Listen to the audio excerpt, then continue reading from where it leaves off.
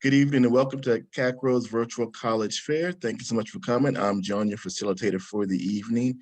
During this session, your camera and microphone are off, so the best way to communicate with the reps will be through the Q&A button that's on your screen below. Remember that after this session is over with, there will be a recording available, and at the end, there also will be a survey that you'll fill out for us to kind of give us more information how to make these events better for our future engagements as well.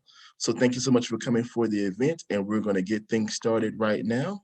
Our first college for the evening is going to be Mount St. Mary's University. Awesome, great. Thank you so much. My name is Casey Smile. I'm one of the admissions counselors here at Mount St. Mary's University, located in Emmitsburg, Maryland. We're just south of Gettysburg, but I'm also a Mount graduate, so I love the Mount enough to stay and work here, and I'm really excited that I get to share a little bit of my experience with all of you tonight. So we were founded in 1808, so we have 214 years of Catholic tradition. Now, while we are a Catholic school, around 50% of our students identify as Catholic. We have 7 chapels on campus, but we also have religious spaces on campus. So we welcome students and people to our campus of all religious backgrounds. It's encouraged to continue your faith at the Mount, no matter what that might look like. So we do have those sacred spaces for students who aren't Catholic who want to continue with their religion. But what do we look like today? So we have just over 2,000 undergraduate students. We have around 150 seminarians and also 300 graduate students. But we're small. We represent people from 44 states and 37 countries.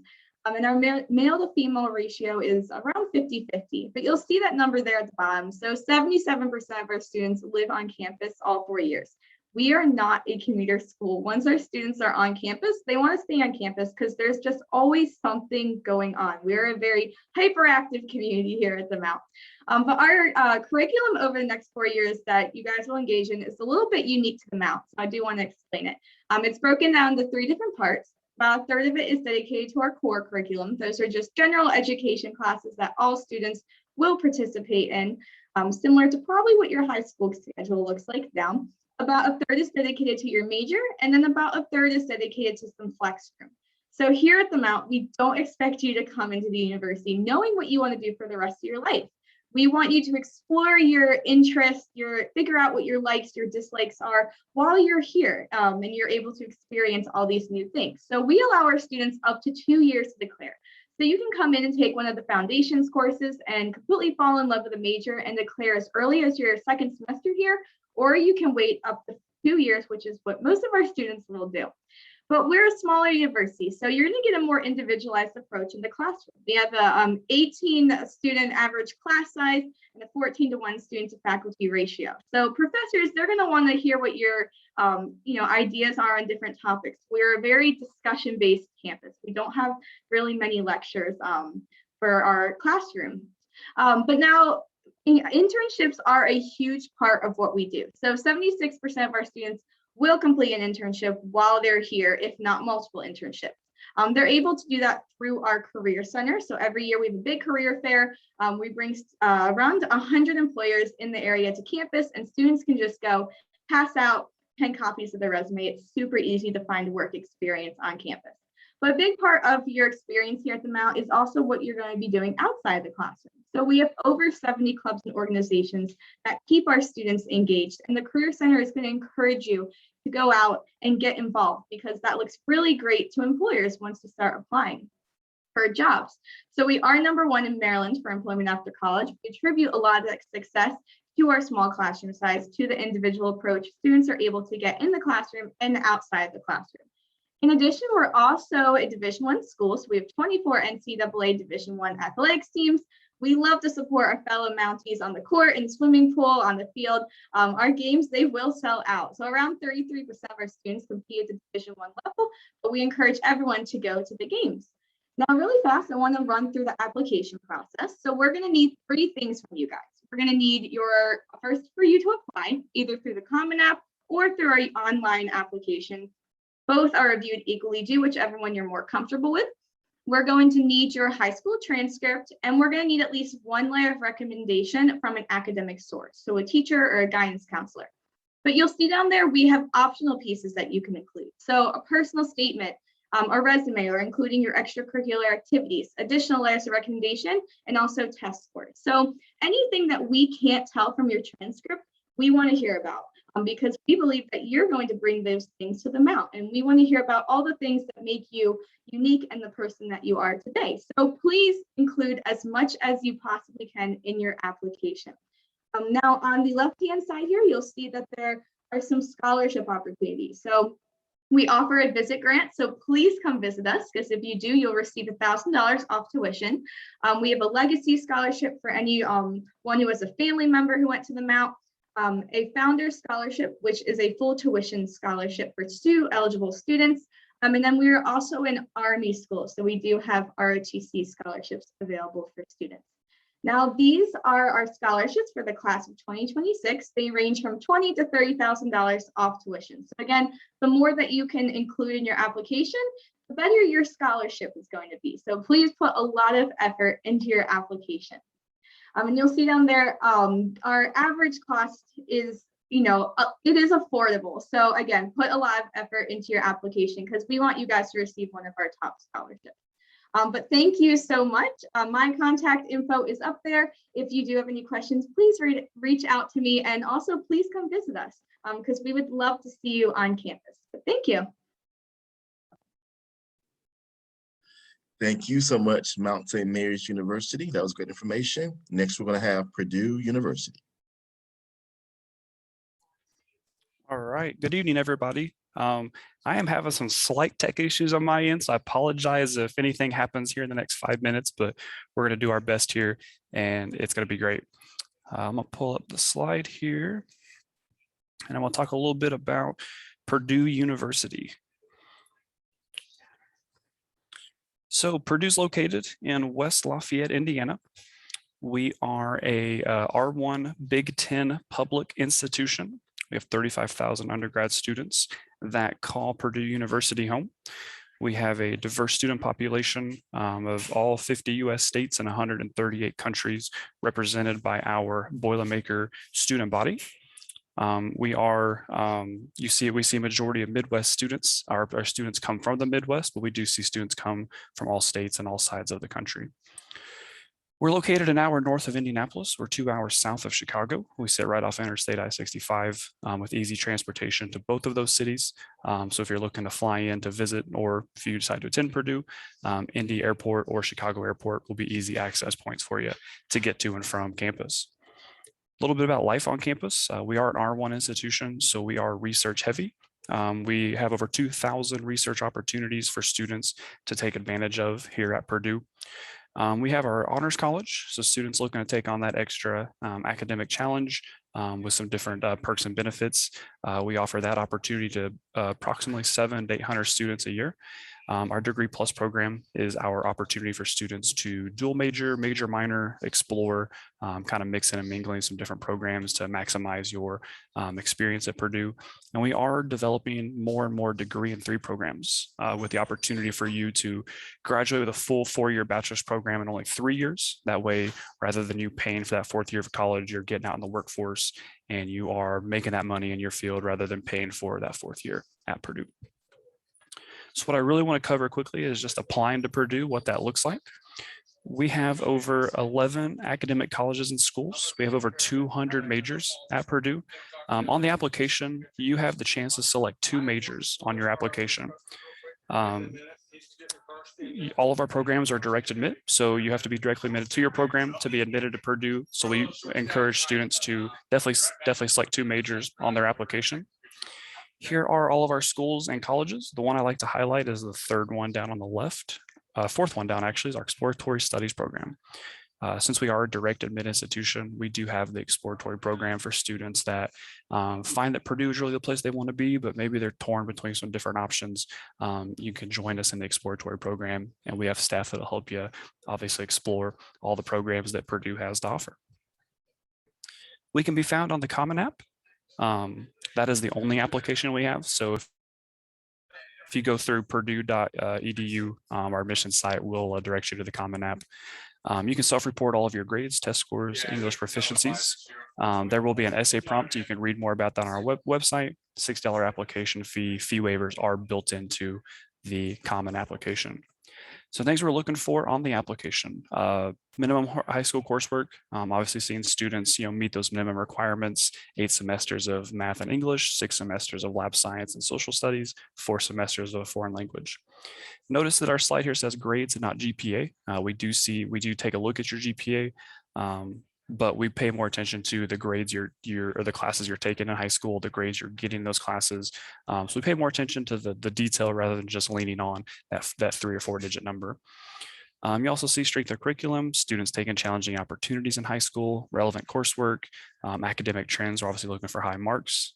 With test scores, we are test flexible. So students have the chance to choose whether or not you submit test scores to Purdue. We look at extracurricular activities, what you're doing outside of the classroom, recommendations we don't require, but we do encourage 1 to 2. And then personal background, if there's anything else you want us to know about you, you can share that on the application. Big date to remember is our November 1st early action deadline. Students will be considered for all academic programs. They'll be considered for all competitive scholarships, and you'll receive your decision back from us on January 15th. And one of our big points of pride is we have frozen tuition at Purdue for 10 consecutive years. We're really proud to do all that we can on our end to make higher education as affordable as possible at Purdue. Here are some estimated cost of attendance for Purdue University. And then, the big one, November 1st, apply to be considered for all scholarship opportunities. And that is kind of a quick synopsis of Purdue University. Thank you for your time, and I'll be glad to answer any questions. Purdue University, thank you so much. That was great information that you shared. And remember, if you have any questions from our presenters this evening, please put those questions in the Q&A area that's on your screen below. Next, we're going to have University of Maryland.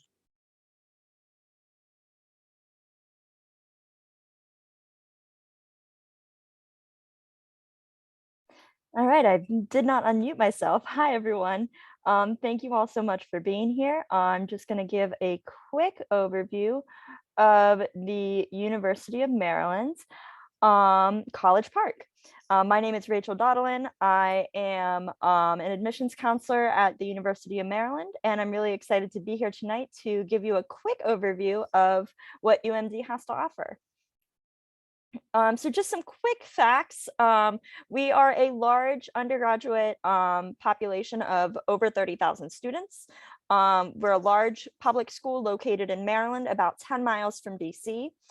Diversity is something really important on our campus. We have students from a wide variety of locations, backgrounds, and experiences coming to our campus, and I think it makes our campus a really interesting place to be. Diversity is something really important to us. We also have over 5,000 international students representing over 100 countries. We are a Division I Big Ten school, so sports games are really fun. We had a home game on campus a few weeks ago, and you could just feel the excitement on campus. It was a lot of excitement. We are also consistently recognized as an innovative school and a best value school, even for students coming from out of state. We are considered the number 16 best value school for students that are out of state. So that means you're getting more bang for your buck at Maryland. Even if you're coming from outside of Maryland, you're getting a great education for less money. So we have over 90 majors and over 80 minors, and of course the option to double major, triple major, etc. exists. So you can really customize your program to be whatever you want it to be. You can apply undecided to Maryland as well, and that is perfectly fine. We review major blind. So what that means ultimately is even if you're applying to one of our competitive majors, that's not ultimately going to have a bearing as to whether or not you are admitted to the university itself. So keep that in mind. You can read on our website about a list of programs that are limited enrollment programs at Maryland. So we don't have as much space in those programs. But even if you are not admitted to your first choice program initially, you can always apply again. You are just placed into letters and sciences in the meantime. That program is basically an advising house, so to speak, for students who are undecided on their major or who are not admitted to their first choice major. So don't be alarmed if you see that at any point. That's what letters and sciences is. We also, before I get into applications, we also have over 800 student groups on campus, a variety of research opportunities, internships. We are 10 miles from Washington, D.C., which is really close. Close enough, in fact, that a few weeks ago on my way in, I took a few wrong turns and I almost ended up in DC. So that's just how close we are to DC, especially if you're directionally challenged like I am. DC has a lot of really great advantages for our students, not just socially and recreationally, but a lot of our students are able to go work or intern in DC, which makes for a lot of really cool professional opportunities the students are embarking on before they even graduate. So that's another really great advantage. Like I said, we also have over 800 clubs and organizations on campus, 19 Division I schools, and a variety of living and learning programs that are acclaimed throughout the country, even compared to that of private schools. And those living and learning programs are really great and unique opportunity to both learn and make connections while you're in college. Okay, so that all said, I know you stared at my application screen for a few minutes. So we are on 2 platforms for applications. We are on the Common App and we are on My Coalition. Either one is fine with us, no preference, whichever is easiest for you. In terms of applications, and don't feel like you need to screenshot or take notes on this, this is all on our website. We need the application form and fee. Those platforms are set up to automatically waive fees if you require a fee waiver, but you can also email us directly for a fee waiver. We do require 2 letters of recommendation, one from a teacher, one from a counselor. We need your official high school transcripts. On the application form, we do ask for your list of classes and grades. So we need that as well, but we also need your official transcripts. We are test optional both this year and next year. Beyond that point, a determination hasn't been made yet, but for juniors and seniors in the room tonight, this applies to you. You can genuinely decide whether or not you want to submit test scores to us, and it is perfectly up to you. It's not going to be held against you in any way if you choose not to submit test scores. If you do choose to submit test scores, just keep in mind that you do have to send us the official score report, and you cannot change your mind once you've told us that you're sending them. So if you say, I'm sending test scores, and then you don't, your application will be considered incomplete until we get those scores. We also require some sort of activity list or resume, just giving us an idea of anything that you're doing outside of the classroom. And of course, our essay prompts are on our website, and they are also embedded in the application itself. So if you remember one thing I say tonight, if you're interested in UMD, apply by our early action deadline, which is November 1st. It is non-binding, so it's not an early decision where you're telling us, if you accept me, I'm going. We hope you're excited to be admitted to Maryland if you're admitted, but you're not obligated to come. You do still have the time you need to make an informed decision and compare your options. So we are non-binding, but still apply November 1st. For several reasons. You're automatically considered for merit scholarships, special programs, and just admission in general. So you have a better chance of being admitted if you apply early action. So that covers it. The email address on your screen will get you to our general inbox, and you can send questions there anytime. I wish you all the best of luck. Thank you. Thank you so much, University of Maryland, College Park. Next, we're going to have Bard College at Simmons Rock.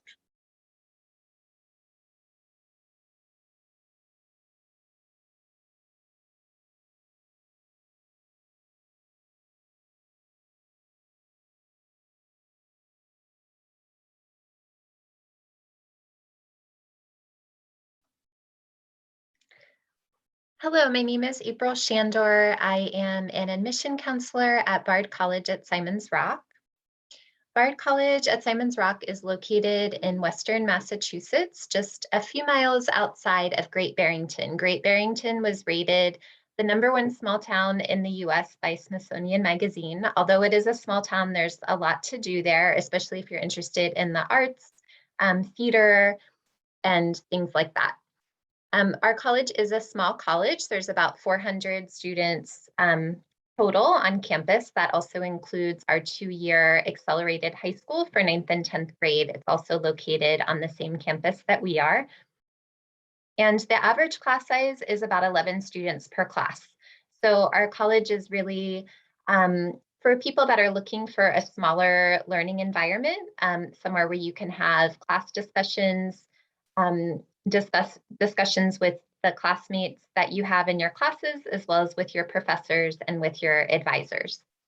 We have really strong academic ratings. So we have a rating of 92 from the Princeton Review, and also we're rated in the top 5 for best undergraduate teaching and innovation in our region by the US News and World Report.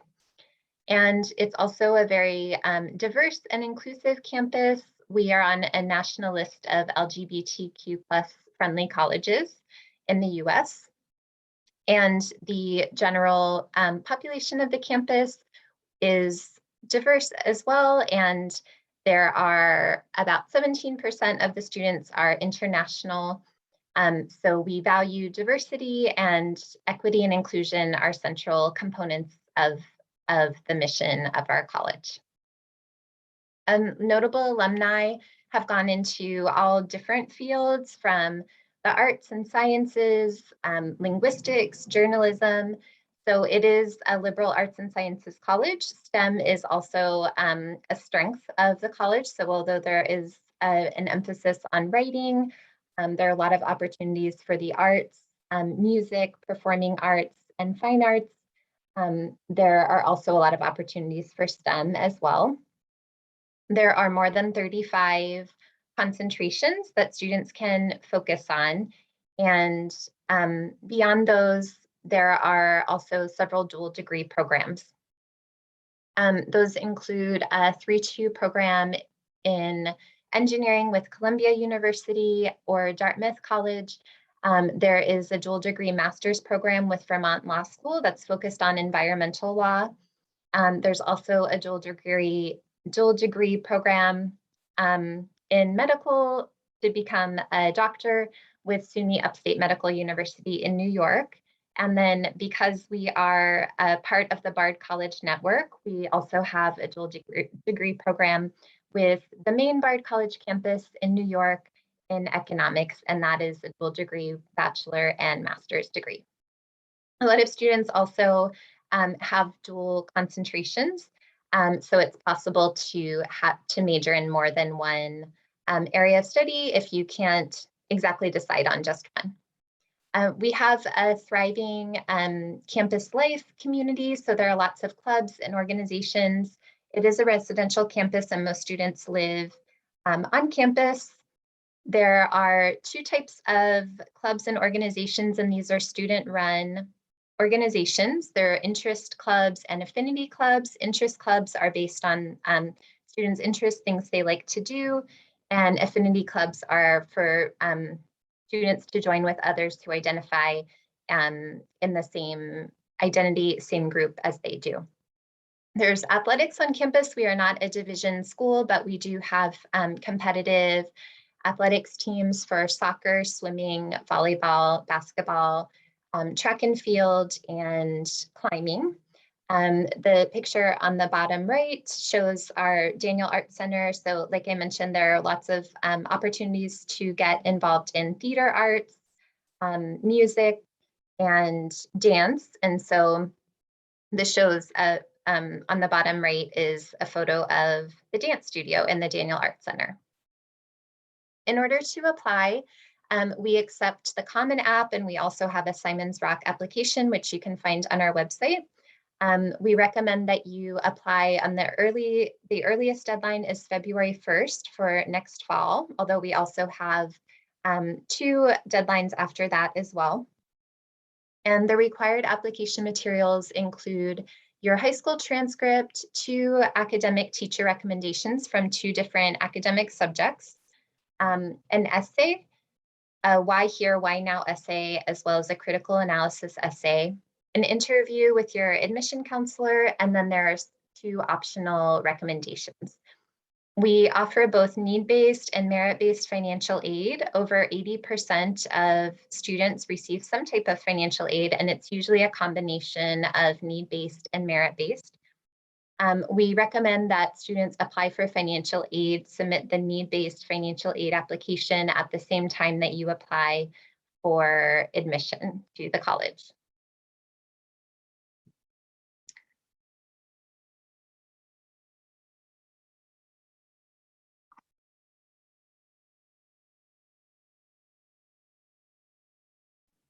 All right, thank you so much, Bard College. Next, we're going to have Hampshire College.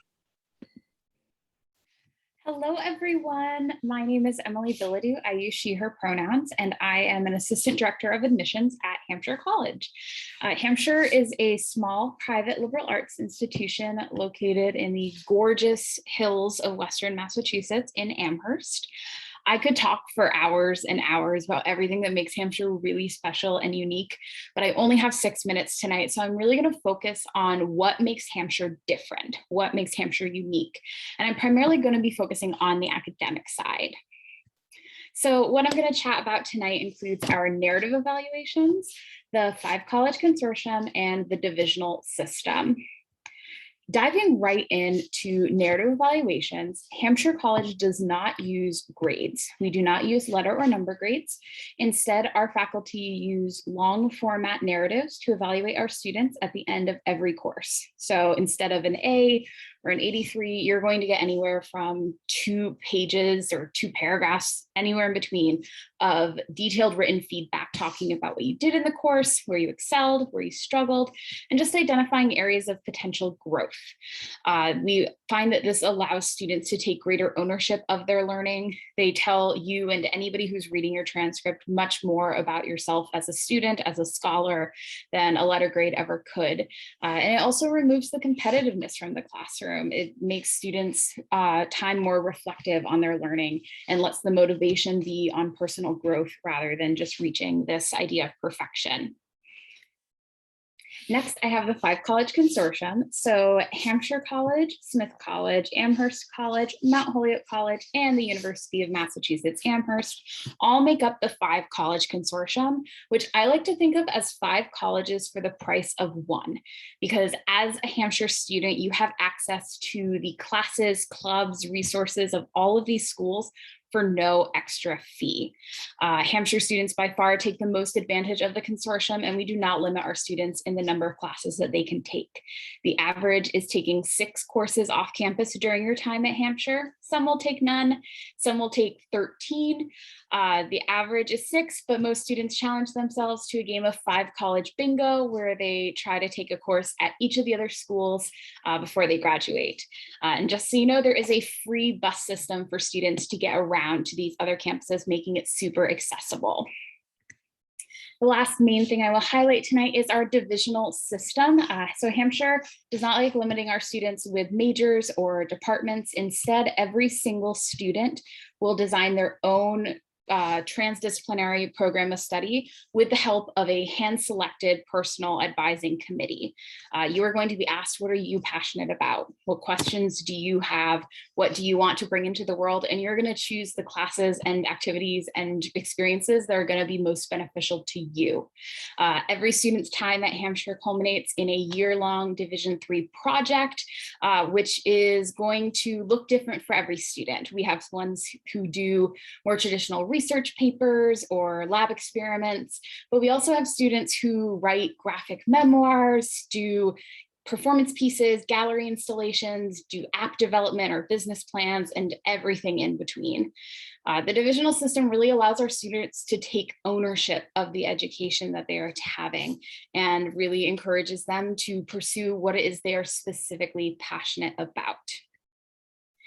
Just to talk a bit about outcomes, Hampshire is ranked number 8 among liberal arts colleges when measuring the impact of individuals who are connected to the college. You might recognize some faces in this this collage of some of our alums. 90% of our alums report receiving a job offer or starting grad school within 6 months of graduating. 2/3 of our students go on to earn an advanced degree within 10 years, and 1 in 4 of our students go on to start their own business or nonprofit. So there's that. It's also worth mentioning that we have a gorgeous 800-acre campus, which is neighbored by a 2,000-acre state park. So there is lots of room for outdoor programming and activities. We are also one of the most environmentally friendly colleges in the country. We are committed to sustainability. We have solar fields that are capable of reaching 100% of our energy needs. We have 2 living buildings on our campus, which is the highest certification a building can receive. And we are on track to be carbon neutral by 2023, which is really right around the corner. Just to talk briefly about our application process. So we are a Common App school, so everything can be done on the Common App, and we do not have an application fee. So please submit our applications to us. We do what's called a holistic review of your application, meaning we look at everything you send us in its entirety. We really want to get to know you as a person, as a student. So we look at everything you could send our way to try and fit that picture together. The only thing that we will not look at is standardized test scores. We do not accept SAT or ACT scores.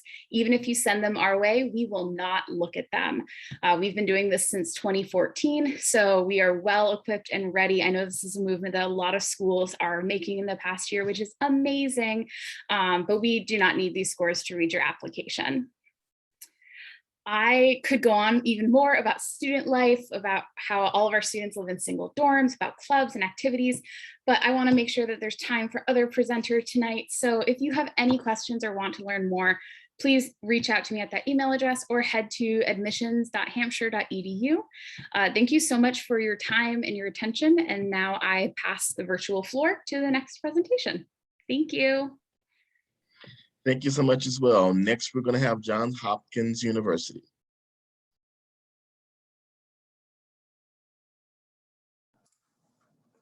Thank you so much. Hi, everyone. My name is Ted. I am a member of the admissions committee here at Johns Hopkins University. I'm the regional representative for North Carolina and South Carolina. I'm also a Hopkins alum, and so really excited to talk to you all today about what defines the Hopkins experience, mainly from an academic perspective in the time that we have today. So Hopkins is a place where academic freedom and flexibility, along with really incredible access to research and hands-on learning, comes together in service of our mission, which is to create knowledge for the world. We are a research university located in Baltimore, Maryland, but we're also a school with a mid-sized undergraduate student body, around 5,400 undergraduate students, and a liberal arts curriculum that really emphasizes academic flexibility and freedom and the ability to explore your interests and have a really interdisciplinary education. And so in terms of our curriculum, at Hopkins, you don't apply to a specific major or a specific school, you apply to the university. All undergraduates will eventually major in either the School of Arts and Sciences or the School of Engineering, but the divisions between those schools are really fluid. You can take courses across the schools, double major across the schools, switch majors across the schools easily as well. You might come to campus knowing exactly what it is that you want to study, and that's great, but you might come in having absolutely no idea or an incredibly wide range of interests and take time to declare your major, and that is totally fine as well. The flexible curriculum means that 65% of students double major. We don't have any core requirements. You can take courses outside of your major, explore things you didn't have access to in high school as well. And while you're exploring, you'll be in small faculty-led courses with an average class size of 24 and a 7-to-1 student to faculty ratio. And you'll be learning in these small classroom settings alongside a very diverse student body. Our mission is really accomplished by the undergraduates who come to campus from all over the country, all over the world, each of them bringing their own unique backgrounds, perspectives, and experiences to campus as well. And then alongside the ability to explore and have a flexible interdisciplinary education, a key aspect of the Hopkins academic experience is going to be taking what you're doing inside of the classroom and applying it to hands-on learning experiences, whether that is research or internships or study abroad. So as I said, we are a smaller undergraduate student body with a mid-sized, about 5,400 undergraduates, but You'll be a part of the global network of research institutes and centers that we have around the city and the area. So you'll be enrolled in either the School of Arts and Sciences or Engineering, but you'll have access to every single part of our Hopkins network as an undergraduate. 80% of students take part in undergraduate research at Hopkins, whether that is doing genetics or cancer research at our School of Medicine or our hospital, doing public health fieldwork in the city through our School of Public Health, working in our applied physics laboratory that's outside of Washington, D.C., which builds satellites and probes through contracts for NASA, working on social policy research through our Poverty and Inequality Research Lab on campus, doing archival humanities research in our archives of our books collection as well. Really, the accessibility of research for undergraduates from the first year that they're on campus in any major academic area is a really important part of the experience. So we have a dedicated office of undergraduate research that helps students find the right opportunity. We have some of the biggest research grants that are awarded solely to undergraduate students to fund their own research. Everyone's hands-on learning and research experience will look different at Hopkins, but you'll get that experience in what you're passionate in and really contribute to that mission while you're an undergraduate. But we also really think in our admissions process and on campus that what you're involved in outside academics is going to be just important as your student experience, to your student experience as what you're doing inside the classroom. And so students at Hopkins, they are able to have an incredibly engaged and dynamic experience both in the city of Baltimore and on campus through our 400 plus student groups and organizations. And to wrap up briefly by talking about admissions and financial aid, the really important thing to keep in mind is that we want to bring the students who are the best fit for Hopkins to campus, regardless of their financial situation or background. So we are a school that is completely need blind and meets 100% of demonstrated need for all students through need-based scholarships and grants without any loans so that our students can graduate debt-free. The average grant awarded to students every year is around $50,000. But the important thing to keep in mind is that we are really dedicated to support both before you apply and after you get on campus. Then in terms of admissions, we do practice holistic admissions, meaning we review everything from your transcripts to your letters of recommendation to your extracurriculars. We are test optional for students who are applying this year. We accept the Common App and the Coalition application. That's about all I have time for right now. I will drop some links in the chat after this, and I will give you more opportunities where you can find plenty of virtual sessions that we offer that are entirely based on the admissions process and the application process, as well as a bunch of other virtual programs as well. But thanks you all so much for coming. Thanks for your time.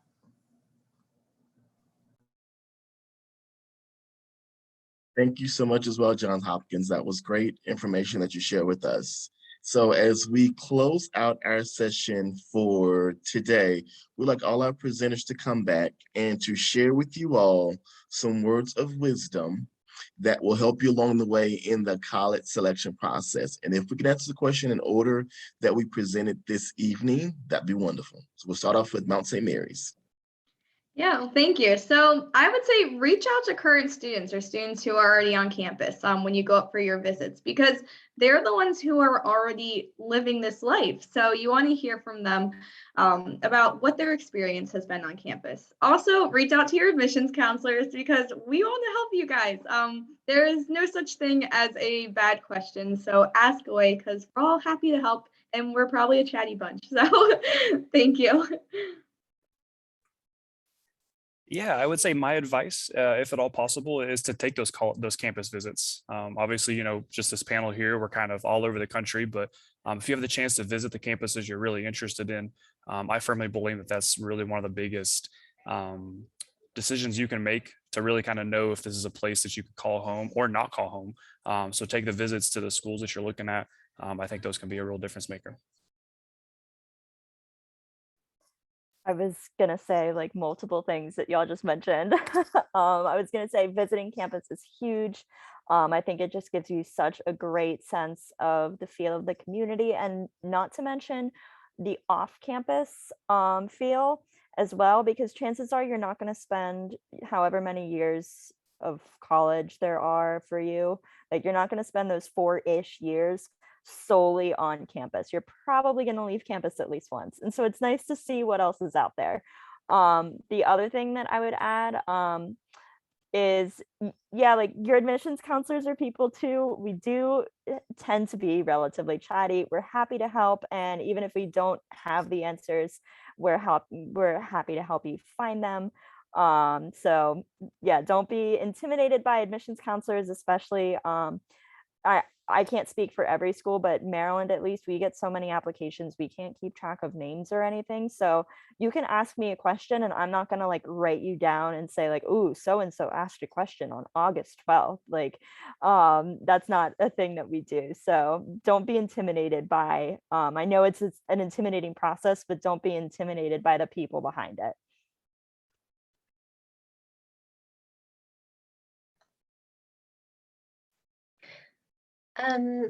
I think a piece of advice that I would offer is just to look for the fit that seems the best for you, because there's so many options and different types of settings and sizes of schools and programs that they offer. And I think just continuing to explore and seeing what feels like it is the best for you. Of course, we don't always get our top choice, but I guess that is one thing that I would share. As cliche as it sounds, I would really just try to find some joy in this process. I know it's a hard time for students, and I know that you're coming off of a couple of really difficult years as students, but this is the one time in your life where you get to brag it up. Like, when else do you get to write an entire essay about you and all of your accomplishments? Find joy in that, have fun on these visits. And as everyone else was saying, chat with us. We are here to help. We are here to be advocates for you. Yeah, that's what I would add.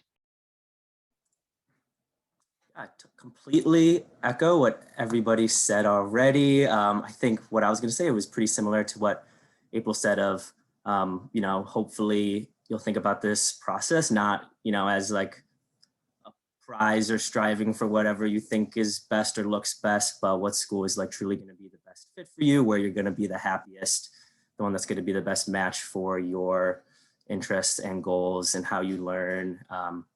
And that's really just going to be the most important thing in this process.